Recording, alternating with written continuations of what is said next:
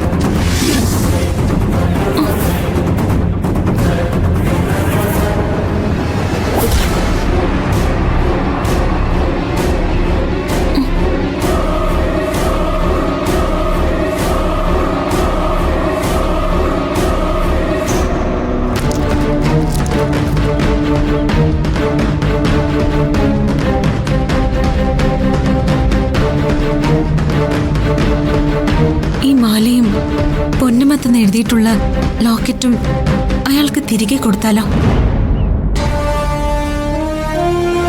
പവിത്രൻ സാറിനെ അറിയില്ലെന്നല്ലേ അയാൾ പറഞ്ഞത്?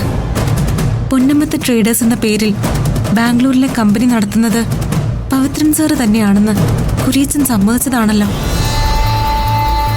അയാളെ തേടി വന്നത് അമ്മയാണെന്നാ പറഞ്ഞത്. ശ്രേയമോൾ ഉറങ്ങുന്ന മണ്ണാണിതെന്നല്ലേ അയാൾ പറഞ്ഞത്?